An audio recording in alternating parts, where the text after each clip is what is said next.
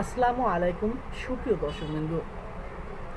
Mobile recharge কার্ডের সূত্র ধরে এক ট্রিপল মার্ডারের খুনির রহস্য উন্মোচন হলো। কেনই বা সেই খুনি খুন করলো, কী কারণে করলো, এই খুনের সম্পর্ক কী, এটা পুরোটা জানতে সাথে থাকুন। ঘটনাটি ঘটেছে দক্ষিণ কেরানীগঞ্জে মাহমুদা গার্ডেনের সামনে।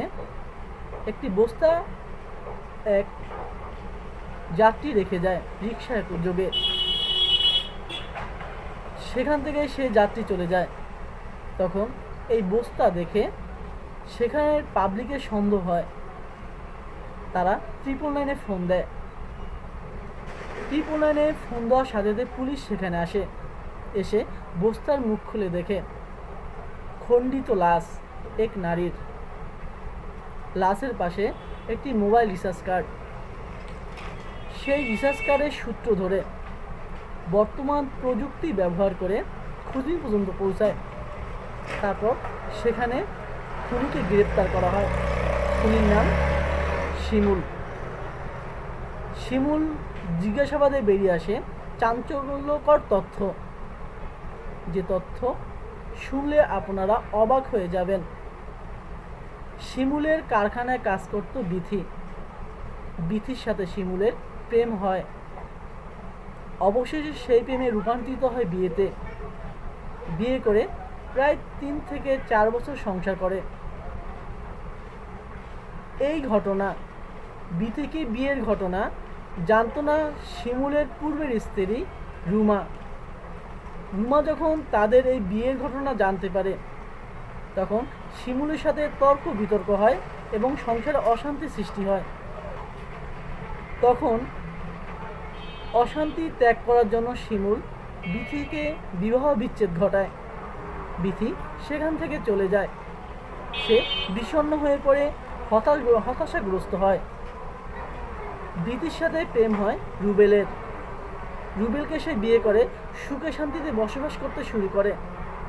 সেখানে তার একটি শিশু জন্ম হয়, ছেলে সন্তান, যার নাম রাফসানের বয়স 4 বছর। এতদিন বিথির সাথে শিমুলের কোনো সম্পর্ক ছিল না। শিমুল একদিন ফেসবুক চালাতে বিথির খোঁজ পায় এবং তাকে নক দেয়। বিথি তখন তার সাথে কথা বলে এবং শিমুল তাকে বলে যে তার সাথেই সে সংসার করবে, সে কোনো পাগলামি করবে না। বিথি তার কথায় আশ্বস্ত হয়। সে রুবেলকে পরিত্যাগ করে রাফসান সহ শিমুলে নিয়ে এক ভাড়া বাসায় থাকতে শুরু করে। তো বিথি জানায় শিমুলকে সে যেন বিয়ে করে নেয় তাকে। কিন্তু শিমুল তাকে বিয়ে করতে চায় না।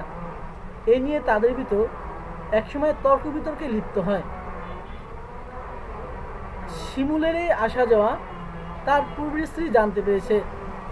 তখন সে সংসারে অশান্তি সৃষ্টি হয়। এদিকে বিথি শিমুলকে চাপ দেয় সে যেন তাকে বিয়ে করে। একদিন বিথির বাসায় শিমুল আসে। সেখানে বিথির সাথে তর্কে লিপ্ত হয়। সেই তর্ক চরম পর্যায়ে পৌঁছে যায় এবং তাকে গামছা পেঁচিয়ে খুন করে। বিথির খুনের দেখে ফেলে তার 4 বছরের রাফসান মিরাজ। সে দেখে ফেলায় তাকে সে শ্বাসরোধ করে হত্যা করে। তার পাশে ফ্ল্যাটের নূপুর সেই খুন দেখে তাকেও সে গামছা পেঁচিয়ে হত্যা করে সে 3টি লাশকে বাথরুমে নিয়ে যায়। তারপর সেখান থেকে শিমুল তালা মেরে চলে যায় তার প্রথম স্ত্রী রুমার কাছে।